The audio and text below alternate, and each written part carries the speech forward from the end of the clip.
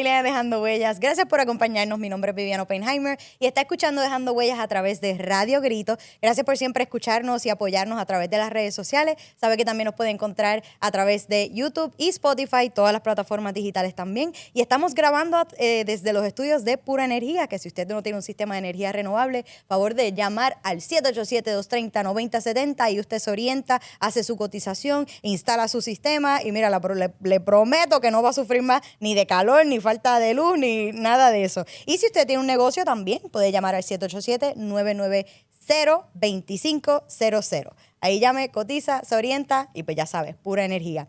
Y conmigo hoy tengo a la gran Lex Persley, que ustedes van a conocer un poquito más sobre ella, porque ella ha sido literalmente un ángel caído del cielo para Dejando Huellas también prácticamente.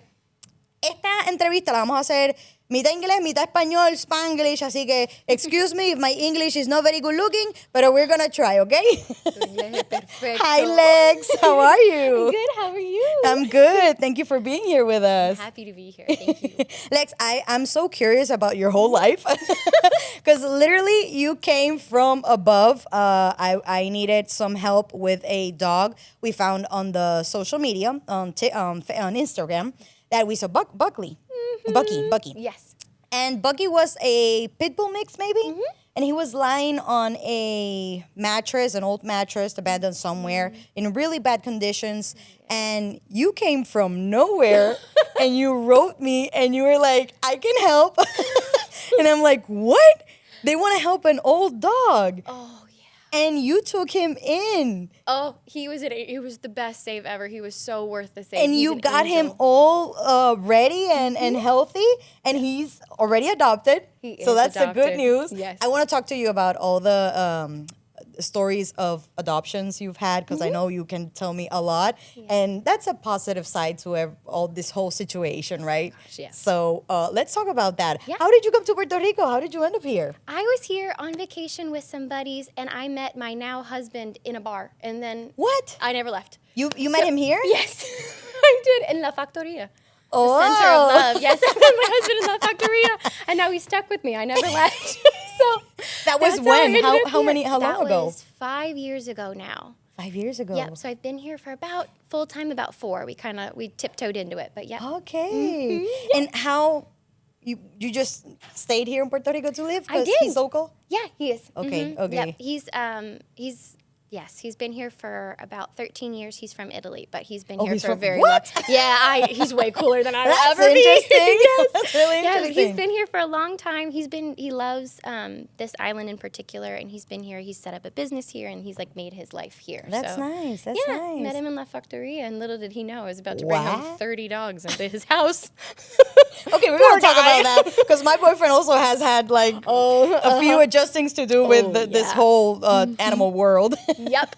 So how did you come to get to know every situation happening here in Puerto Rico with our street animals?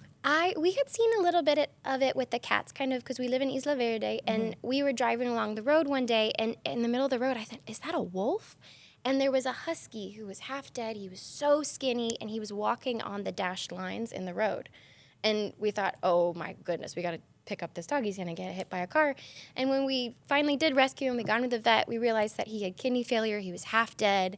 He was not going to make it, nor was he ever What? going to be adopted. So that's how I dove in head first. He's supposed to live 2 months. He lived 2 years. What? Because I'm a crazy lady. Oh my God, 2 years is still like Yeah. so little, right? It was so little, but he know. was fully, like, I handmade his food, all that jazz. But while we had him, that's kind of my intro into realizing he was one of 650,000 dogs. He is one of, over 500,000 that Right. need us. So Did you notice before all the animals in the street, or He it was was like pretty quick the and- eye-opening Yes. situation? The cats, yes. When you're in Old San Juan, you're in Isla Verde, you see a lot of the cats, but Yeah. you don't see the dogs. It's only when you kind of venture out and explore from my area that you see the dogs in the street. You see how bad the situation is and how this island is amazing, how so many people that try to help them, but 650,000 is It's a lot. it's it's a crazy. lot. Yeah, it's And it's too much. I can't see the end of it.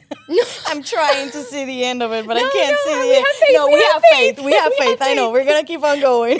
Yes, we are. So you rescued that pup. Yes. And he was yours for 2 years. He was ours for 2 years, and when we rescued him, he was, the foster brother for many, many others that were adoptable. So Okay. we got So them all after you adopted. got him, no, you did foster while having him? Yes, we did. Oh, okay. My poor husband. Oh, wow. Yes, we did. How many fosters have you had since? I think we're coming up on 50-ish. What? Yeah. 50 fosters? Yes, I think so. But some of those are really short amount of time because Okay. they're puppies and they get adopted so quick. Okay. And yes, but yeah. Okay. So what organization are you part of? I work with Souls of Satos, but I think that there's amazing opportunities on the island. If you want to work at a spay and neuter clinic, you can go do that with Sato Project. If you want to be in the mountains and you want to help there's different organizations in Yes. different places, but Souls of Satos is kind of There are so many, and still I don't think it's enough. No, yes. We need a million more. Yes, to help all the animals that we have on the street. So, what was it like for you joining Soul of Satos and helping out in this whole situation? It's been amazing because I think sometimes it's soul crushing to see the problem and not do anything about it. But when you have in the back of your mind, I have my foster dogs at home, I can actually help. I know a vet to bring these dogs to get them spayed and neutered and taken care of. It's kind of the only light at the end of the tunnel versus it just being so sad and so heartbreaking. So I love being part of that organization. I think they're amazing. Chelsea, who runs the organization, has fully quit her job. This is all she does. She dedicates herself. Her entire life Wow. is dogs. That's all she does is she takes care of these animals that she finds. So It is satisfying, but at the same time, it's heartbreaking. It really is. We just lost a puppy 2 days ago. What? And it was heartbreaking. And you kind of, you have your moment of crying, and then you say, okay, I'm gonna save a million more in their honor, right? You told me that. I don't remember which one of the dogs we sent. You told me that, like, no, don't give up. There are 100 more, a million more. Yeah. Sadly. 500,000 more to go. So what's the process? I know you take a lot of dogs and you have them in foster. Yeah. And what's your experience having them here in Puerto Rico and getting them adopted here in Puerto Rico versus getting them adopted in the States?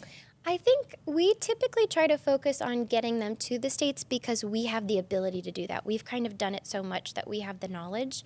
And because there are so many organizations that don't have the knowledge, and honestly, we're really lucky that we have amazing donors that allow us to pay that extra bill of the dog and getting it to the States, we try to focus mostly on the States just to kind of allow the organizations that don't have that power and don't have the backing to adopt out to Puerto Rico. Here. Okay. So sometimes when we have people from Puerto Rico that come to us and they want a specific dog, absolutely we do the interview process and that's fine. But if there are people in Puerto Rico that come to us and they say, I want to adopt a dog, we tend to focus on the organizations that don't have so much infrastructure to get them to the States, just to make sure, because the reality is 650,000 is a lot. And if I have the power to get them off the island to a home in a state that doesn't have as bad of an issue with, the shelters, I'm going to do it. And we send most of our dogs to New York, where we have a really, really good infrastructure of fosters, and we know that the problem there with the euthanasia and the shelters isn't so bad. Okay. So it's almost like we're trying to distribute to places that they have a better chance, and we're not kind of taking those local adopters. Okay, so you give them a chance here in Puerto Rico to get adopted and, Yes. and also, Yeah, and also in the States. what has been your experience sending them out to the States? Like, are a lot of people, do you think are more people in the States wanting to adopt than here in Puerto Rico? It depends on what state. We post all of our dogs in about, honestly, 12 different states. In New York and New Jersey, they have lower euthanasia rates in their shelters. So the people usually will go to the shelters, and there truly are not that many dogs for them in the size that they want or the age that they want. So they adopt out from us so easily, those states in particular. And there are certain states where that's not the case. I am from North Carolina, so I also post all... Are you really from North Carolina? Yeah. Really? That's where the southern accent might be coming from a little bit. I try to taper it My down. mom lives there. Oh, she lives in North Carolina? Yeah, she's living there. Oh my God, girl, we need to catch up on that. But there's a little bit more of a problem there, right, with the euthanasia. So we don't typically send dogs there unless there's a perfect adopter to kind of take them. Okay. Yeah. So what's the process to send a dog to the States? Yes. So if they're a puppy or they're under 20 pounds and they're kind of the perfect size, we use this awesome organization called Fly Dogs. And all they do... Yes, shout out to Marely. We live in Morelli.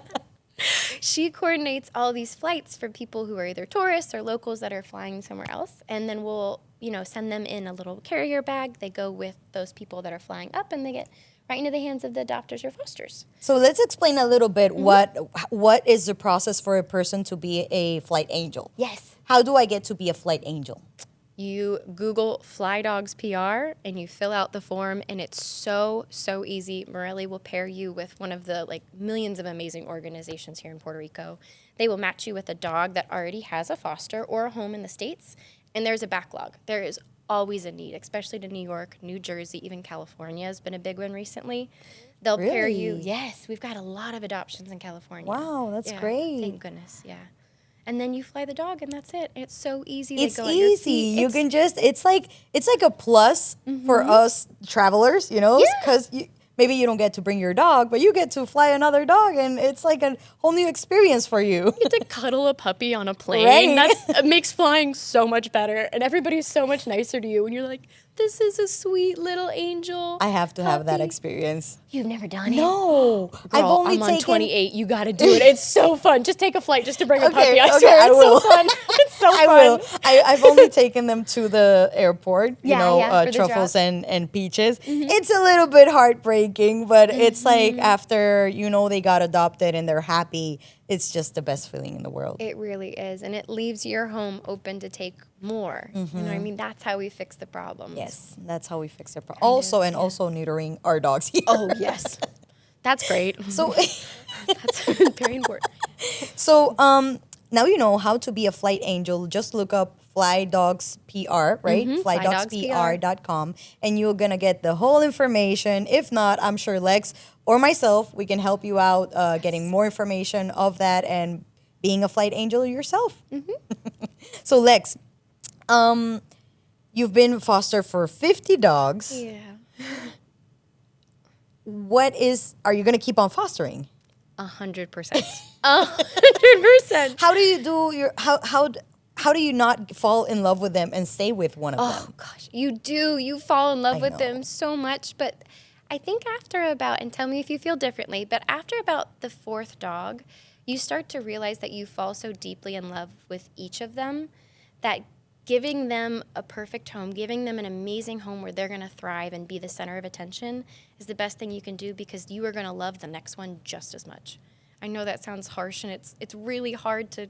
But you don't replace them them. on. Like, You never I know replace people them. fear of replacing the dogs or the cats, but in this case, Lex has dogs. But you don't. It's like No, you never replace them. they have like their little special place in your heart for each one of them. Your heart just keeps growing Growing. and growing, like the Grinch. His heart grew 50 times that day. So Yeah. tell me, how is your process? How do you do to let them go and know they're gonna be fine? And tell us your secret so we can do the same. I'm really lucky that with Souls of Satos, I run our Pet Finder account, which is how we get most of our adopters. We get some through social media, but most of them are now coming through Pet Finder. And then I interview their potential homes. And I have had some of the best adopters ever. I still get pictures. I had one woman that adopted a puppy that had been returned 3 times. It was a little bit of a trouble puppy. But she A puppy? She was Yeah. a spicy little girl. Oh, okay. But she found Okay. the perfect mama. And her mom recently sent me a video saying, I was really struggling with depression, and this dog makes me get out of bed. So, and I could cry about it thinking about it. What? But it's those kind of moments where you realize that what these dogs are doing and what these amazing little Satos are doing are so much bigger than you. They shouldn't stay in your home. They need to go out. They need to kind of, give you space, but also change somebody else's life. And you just hear the best stories about the adopters. Bucky, the dog that Yes. we rescued. Yes. His little sister is 4 years old, and Oh, I she saw the dresses him in picture. tutus. What? You're Yes. kidding. She was his show and tell, and No. they did a dance routine together. She brought him to school, and she did her little ballet. She No. was shy, so she didn't want to bite herself, and Bucky came with a tutu on. You're kidding me. That is so cute. That is so cute. I know. So if I would have kept Bucky, that little girl wouldn't have her comfort dog. And you fell in love with Bucky. You fell in love with Bucky. Everybody would. I felt so sad. I could never meet him in person because I did like the whole thing through social media, right? We connected through social media, but thanks to you, I know he was in good hands he's in better hands. And thanks to you, his rescue happened. I couldn't have done it without you. Seriously, Whew. That was a teamwork moment. It was meant for him. It was meant for him, and I'm a firm believer that every rescue is like meant in some way. Yes. Like there's some rescues that are easier than others, and sadly, right? We wish we would. I'm sorry. We wish it would be easy for each one of them, but sadly, it's not as easy. No, it's not. But they're all worth it in the end. I haven't had one that I've rescued where I thought that wasn't worth it. Not one. They're the best. And how does your husband keep up with all the he wants to kill me, I'm sure. He wants to kill me. I fall in love with the dog within 0.2 seconds, and he's more of like a 2 weeks kind of guy. Oh, okay. So then at the beginning, he wants to kill me for bringing them home, and at the end, he wants to kill me for giving them away. But he's starting to come around. He understands where we're going. Have you liked animals your whole life? Oh, yes. Oh, yes. Oh, yes. Especially dogs? Yes. I love cats too. We've done cat rescues as well. I'm deathly allergic to cats. But, really? Oh, yeah. That doesn't stop us, girl. We take the medicine. We wear the goggles. We still rescue the cats, I promise. You're fully dedicated. Yeah. Have you had them as foster also? Oh, cats? yes. Really? Mm-hmm. Yep. I have and have been, Yeah, puffy for weeks. But that's okay. Because they're worth it too. There is no excuse if we want to rescue. No excuse for legs. I might be a little bit of a crazy lady, but it's okay. It's okay. So when you do the adoption process in the States, how do you measure or are sure of a good family for that dog or cat?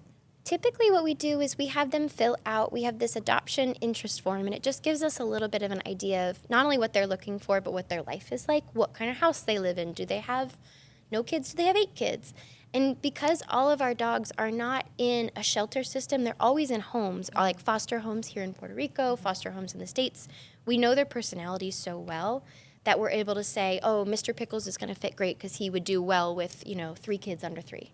And then after we do that initial kind of matching process and making sure it's all good, we do a FaceTime call and we do a home interview. So it sometimes feels invasive, but the reality of what we've seen on these FaceTime phone interviews, we've seen people who are hoarding dogs, people who are clearly running dog fighting rings. What? Oh, yes. Especially for maybe the bullies. Mm-hmm. Right. So we're probably overly cautious, but the reality is we don't have a place to bring them back to. We don't have that shelter that can take them back in. It has to be foster homes. Mm-hmm. And as soon as we get one adopted, we go get the next one.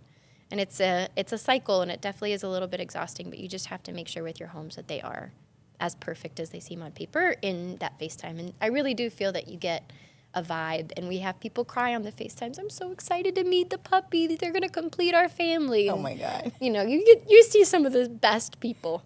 Yeah, we've had some really good adopters. And what happens if a situation happens and they can't have them for some reason? Mm-hmm. How do you deal being here and the dog being somewhere else in the States? It's hard. We have a really good foster system that we can reach out to that will usually take dogs back, especially if, we don't have an immediate placement, immediate next place for them to go. But the reality is if it came down to it, I would, sell a kidney to go get one of my foster dogs if they were in threat of being brought to a shelter or dumped on the street. It's just once they're in your heart, you just can't. Has it happened? We're really lucky that our fosters have always stepped in last minute. I have had to buy the flight, but I was able to cancel it because a foster stepped in, thank God. But yes. So after, if something happens, there's a foster in the States close by that takes them in, and they're safe until they find another home. Yes. So what else do you ask for? Or how do you make sure that, they're in foster, so maybe you know how, if they get along with cats or if they get along with other kids or if they're, what usually are people looking for? I think what a lot of people are looking for is, this is very interesting because I tend to think that the Sato, maybe I'm biased, but I think the Satos are these super, super hyper intelligent dogs. Thank you. They're the best. They're so They smart. are. They're so healthy. And that's what people look for. They just want a dog to be their buddy and one that is typically, you know, we've brought back to health. So it's at a healthy spot and someone that wants to hang out with them and is willing to be trained, which is pretty much any dog you're going to run across. So they usually look more for a Sato than a breed in the States? We do have Can a we lot of say that? people. Yeah, to be honest, we do have a lot of people that fall more in love with the Satos than the purebreds. We don't tend to pick up a lot of purebreds because a lot of other rescues will take them. So we tend to take the ones that nobody else I will know. take. You They're know, easier to find an They adoption. are. So They I know, are. I know it's. yeah. But Bucky, for example, he was a purebred pit bull. Was he purebred? They did his DNA test What? and everything. Yeah, purebred pit bull. Listen, this dog had one eye that was light blue. I think even lighter than your eyes. And the other one was like brown, right? Yes, he was gorgeous. And he had like spots all over him on his yeah, head. he little peckers Peck- everywhere. He was so He had freckles on his face. He was so cute. I can't Yeah. believe he was purebred. He had his jaw was fully cracked when I picked him up, by the way. Oh, can you tell Broken about hip. that? Oh, gosh. I picked him up. He was on the side of the road. I scooped him up, and he had somebody had brought them to their house, so I was able to pick him up and throw him in the back of the car. This dog was a big boy. Were you afraid of him? Oh, yeah. Really? Yeah. Ooh. Yeah, when you're picking up a dog whose jaw is hanging like this, Was you hanging? think fully hanging off of its socket. And I thought, this has got to hurt him so bad. He had also been hit by a car, so his hip was shattered. I picked him up and put him in my car, and I'm sure I hit something that hurt. He just whimpered and did not do a thing. A thing. That dog that would makes me wanna not cry. hurt a fly. And when we went to the vet, he got his jaw reconstructed. His hip is kind of reconstructed. And he just, through all of the poking and prodding and everything, he was an angel. Oh my a goodness. true angel. And I was so afraid of him at first. And now I feel bad that I was ever afraid of him in the first place. He was an angel. I was being so judgmental. He was so good. He was a good boy. Oh, yeah, you it did was such a good good save. job with him. I'm And so happy. you did he had too. a- You did too. You helped so much with that. I wouldn't have been able to do it without you. People seriously. think that right after rescuing or maybe adopting is the only way of helping, Yeah. but no, there are a lot of ways that you can help. Yes. Like, can you tell us a little bit? Oh my How many gosh. other ways you can help? Yes. So for most of the people in Puerto Rico, I work 2 jobs so that I can pay to do this. So the logistical stuff is Wait, so wait. complicated. You work 2 jobs. I do. So you can just rescue and all of this. Yes, because you know it's how expensive it gets, right?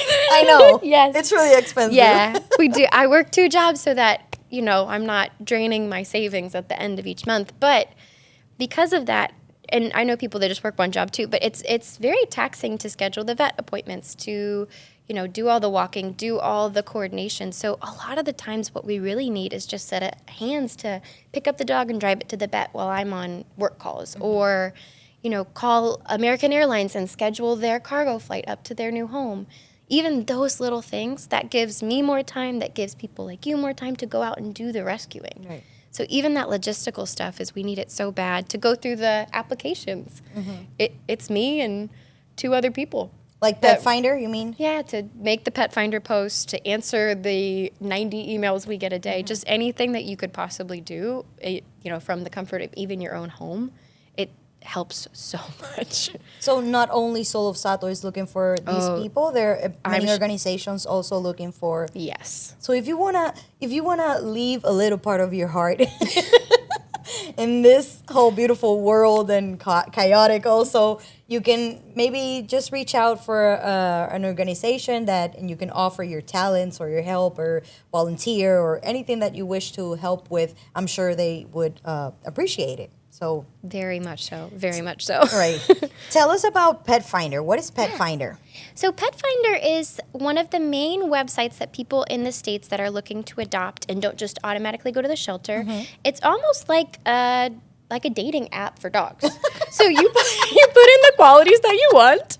No, and you're kidding They me. show you a bunch of dogs. Really? Yep. Mm-hmm. So what? I put I'm looking for a small, friendly, black dog. Small, friendly black dog about this age. I want it to go on hikes with me. There's so many things that you can select, and then it matches you with the perfect dog. And that's how we get all of our applications in, is because it's almost like you're pre-selecting a little bit. So Okay. I'm not going to be offering you a 80-pound black lab if what you want is a tiny chihuahua.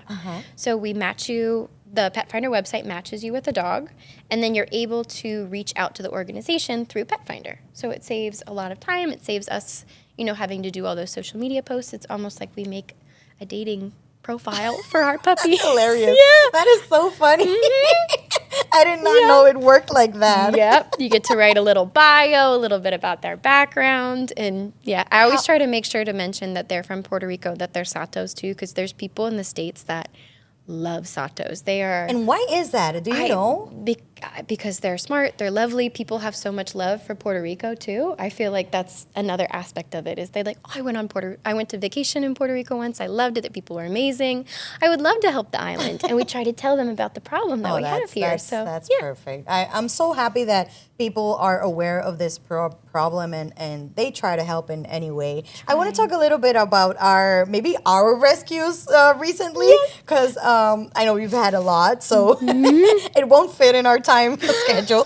But recently we took in, maybe you knew them in our website or in our social media as Are and Cife, because I found them here in Arecibo, and they were two puppies that were thrown on the streets. Puppies, like literally puppies. They were what, like 3 months, 4 months? Tiny. They were so tiny, and they were just left in the streets on their own.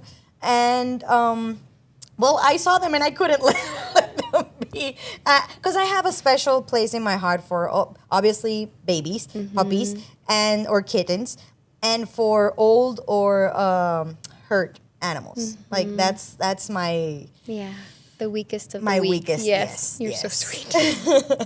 And Lex helped me out with everything, and we flew them out, right? And they got adopted. So tell us a little bit about.